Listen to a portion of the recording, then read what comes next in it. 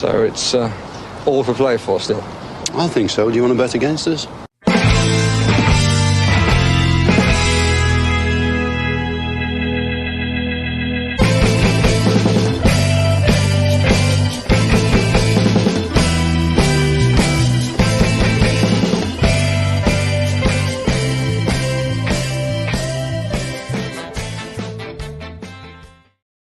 Hello, Aston fans. Welcome to First Pomegranate Aston.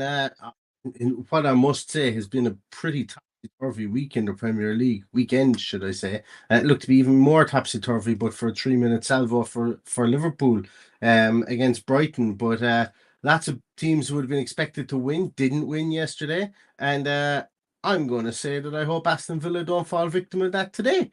Because this has been probably a lot more of an even game, I think, than some of the other results.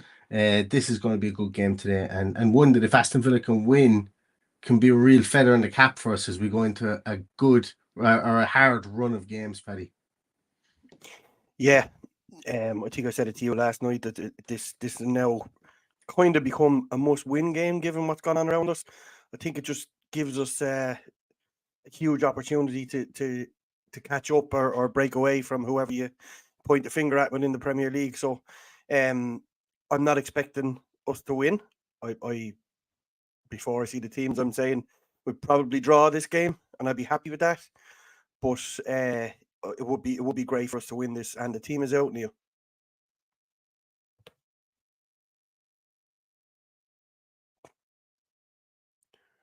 I don't know whether you're on mute, Neil, but I can't hear you at all. Oh, can people hear me now? You can probably hear me now. Hear Yeah, grand job. My hair, Tombo was saying my hair is pointy. It's because my wonderful daughter was just brushing my hair with this wonderful unicorn brush, and this is going to be the lucky unicorn brush from here on in. I can feel it. I can feel it in my waters. So we have a team in, Paddy, and we certainly have a team in. And I can't get to the button here to share this bloody screen. But here's our team for today against Spurs, and it's Martinez in goals, Cash, Konza, Pau, and Digne, McGinn, Onana, Tielemans, Ramsey, Rodgers, and Watkins. Back four exactly as I would have expected them to be in this game. The midfield, I did have a little bit of a wish for Kamara to come in there and to go narrow, but it looks like we're going with McGinn on the right hand side, Ramsey on the left hand side, and Rodgers playing off Watkins up top as we normally do. So in typical Unai Emery fashion, he's not changed up a whole pile here. The substitutes are Robin Olsen on the bench. There's a man over in Tottenham Hotspur Stadium tonight who I'm sure today, should I say, who'll be cheering him on in Noel Connaughton. Ian Matson is on the bench, Diego Carlos on the bench, Tyrone Mings, Boubacar Kamara, Jadon Philogene, Emi Buendia, Liam Bailey, and John Duran. Extremely experienced and extremely I suppose how would you put it? There's firepower to come off there at the bench. You know, there's some good change of pace players there in the likes of Matson. There's a great if Onana is feeling it after 55 minutes, you bring on Kamara, you don't lose anything out there. Then you've got Bailey hopefully coming on against some more tired legs, will be able to show us something. And then you just have the chaos in John Duran. So look, it's for me it's an expected team, but it's a team that I think will go out and beat Spurs away today. It's a team capable of going and beating Spurs away, whether they're expected or not. I'm not so sure. We'll get to the Spurs team in a minute, but I'm very, very happy with the strength that's there is absolutely amazing. There's huge game changers to come off the bench, unlike our midweek game. So I'm looking forward to seeing how we well, I think it speaks for itself really how we set up. But how we contain this Spurs press and high octane football, it will be a challenge. People are talking about Matty Cash playing against Spurs in the comments. I don't mind that distraction. Once the referee doesn't buy into it, I don't mind it at all. Let them have their little whinge and someone to give out about. I don't see any distraction in Matty Cash playing against Spurs. Completely manufactured rivalry from that point of view. It is what it is. Yeah, let the Spurs fans feel victimised. There's something in the water in North London with regards to victimisation. There really is. You know, themselves and Arsenal just seem to think that everybody are against them, when realistically they're not. And it's that simple. But here is the Spurs team. Vicario on goals, Pedro Porro, Romero, Dragosan and Udogi, Sarah Bentancur and Kulusevski with Johnson, Solanke and Son does get the start. So looks like Madison hasn't made the grade here. Is Papisar? I think Madison started instead of Papisar the last day, or maybe Madison started instead of Bentancur the last day. I think, but he's on the bench along with Forster, Davies, Archie Gray, Yves Bissouma, Bergvall, the young Swedish guy that they brought in, who's really promising as well. Mikey Moore, that we mentioned, Timo Werner, and Richarlison as well on the bench. So they've got some heavy hitters that they can bring off the bench. But I will be honest, like our bench is way more experienced and has a lot more, a lot more toughness in it than some of the players they have there on their bench too. So if we need to go and dig into our pocket, which we will, we have that firepower there. Spurs do too, but like. Give me my bench. Our bench is quite impressive. When you look at a team like Spurs, who people don't say, Spurs could do one or two more here, there, or wherever. They don't. Yeah, I decent. catch you the wrong time. Decent size, decent bench. Look, we know what we're going to get here. Thankful that there's no Mickey van der Ven. Yeah. Other than that. Look, it's just going to be one hell of a tussle. It has to be one of the games of the month. If two attack-minded teams, when they both play to their strengths, will have a good battle with each other, like we've seen over the last few years. You correctly said that you didn't think that there'd be a one-sided in the preview that we did, and I don't believe so either. I think this is going to be really, really tight. Yeah, I think, as I said before, I think it's going to be a tight game, but I also think it's going to be an entertaining game. Like here I go now covering all bases, but I also have said that it would not surprise me if Villa went away and won this 2-0 today. It also wouldn't surprise me if Spurs won this 2-0 today. But yeah, it's an interesting one. It's going to be a really good game. Like you've got United and Chelsea afterwards, which is given the prime time spot.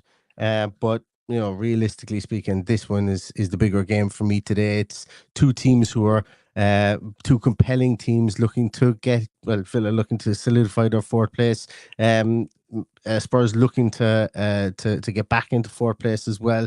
Two progressive managers there. So for me, and look, it is with claret and blue tinted glasses I say that, but I think a lot more people will be looking forward to this one than they will be looking forward to seeing Cole Palmer score a hat-trick against Man United today.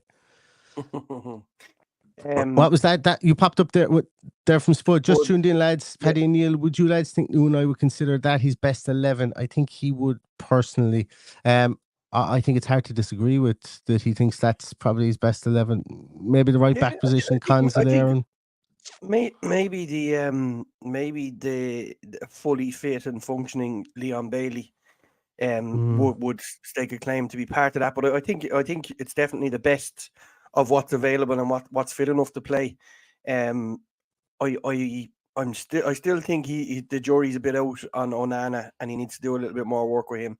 So possibly Kamara comes in for Onana, but they're the only two if I'm being picky. But look, there's plenty of people that would say that John Duran might be in there. Who knows? No, I wouldn't have him in my best 11. No, because and nothing against John Duran, but for me, what it is it's just all about the structure. And John Duran, no matter how, like even when he starts, he doesn't play in structure, and that's fine because he's got that magic in his boots that can change a game. And that's why he's so good when you come on and the game is losing structure later on. Like 90% of Premier League games will lose structure later on in the game, last 20 minutes. Tired legs, all that jazz, all those old cliches. And that's when John Duran can come on, and our structure is beginning to go out the window slightly as well, specifically in the attacking third. So that's why Unai is such a genius, that he understands this. He understands that this is the way forward for John Duran to keep him happy. Like Duran had some quotes recently saying that he's not the most patient person in the world. Go figure. I think we found that out over the last 18 months that he's been with the team. But he's maturing, he's growing up, and look, he won't. As I said before, he won't care if he comes on the last 10 minutes and scores a goal today. That's another goal in another game for him, and he won't care because his stock is still rising.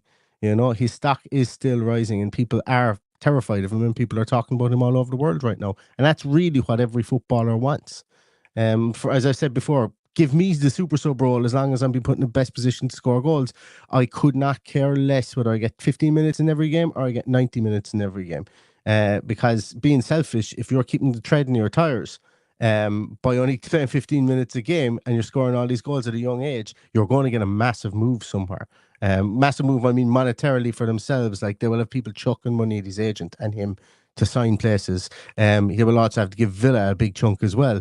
But you know, both those sides will marry up in the agent and the player's mind as well. And who knows, Villa will chuck money at him too, like they already have done with a brand new deal, which is rumored to be about 75k a week. Yeah, and if he keeps going on his trajectory, that's good value for 75k a week. What's that? 6k a minute if he was only playing 15 minutes every game, something like that. No, it's just shy of it. Look, It's less than worth it. it for what he can bring. The chaos that he takes off the bench is fantastic, and long may it continue that he comes on, changes games for us. Very hard, as you say, to keep everybody happy and keep everybody. But all you're hearing this week is positives. There's been a few interviews. You mentioned the John Duran one. And before we go any further, we would like to wish Unai Emery a very happy birthday today. Happy birthday, Prof. Yeah. And I hope he gets himself 3 points for his birthday, because I think that's probably the one thing that could ruin his birthday today is not getting the 3 points.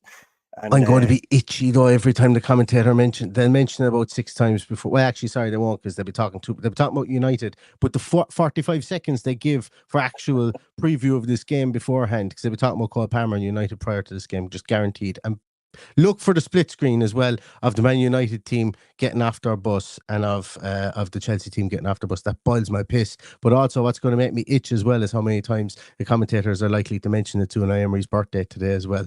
You know, has no bearing in the game. And stop jinxing his birthday, lads. That's what I would say to the commentators. Yeah, it does that from time to time. It jinxes it. But look, what are you thinking score wise with regards to, now that we've seen the team? I'm going to go for score draw. I'm going to go for 2-2. I'm going to go 2-1 Villa, because I think Villa's bench are going to have a huge impact in this. I think it's going to be even enough. I think down the last 10 minutes, as we've said before, look, Dragosan is a good defender. I just don't think he works well with Romero. You know, Mickey van de Ven not being there beside him. I think Udagi and Poirot are real threats on that left and right hand side going forward. But as we know, Ollie Watkins peeling off with John Drang coming on, maybe playing up top with him. Hopefully Morgan Rogers has a game like he did against Arsenal, carrying through the middle, so we keep him on. Maybe McGinn comes off and Rogers comes back into a more the left side or other side, not McGinn. Ramsey comes off, and then Rogers goes into the left hand side, and then we've got to play the 2 lads up front. And if their 2 wing backs go forward, watch Watkins pull into those wider areas like he does, being a former winger. We've seen it before, and that's going to cause chaos, because I think with Dragosan, he is mobile, but at the same time, I'm not fond of that partnership between the two of them. But with Van de Ven there, they're rock solid, the 3 of those guys, and allowing Power go forward. But with the 2 fullbacks now going forward, who are very good fullbacks in their own right, there could just be a bit more space. And I hope I haven't jinxed it now, and the 2 of them don't go and play like peak McGrath and Baresi today. I think I alluded to it in the preview that I believe that's where we can get at them. My main worry is in attack, and it's annoying to see Heung-min Son come back in, because I would have preferred to play Spurs without him, because we know he really makes them tick. He gets the crowd going. He does. It's just he offers so much in so many different ways. So if we can ensure he has a quiet day, if he's not fully up to speed, that would be my hope for today in getting us over the line.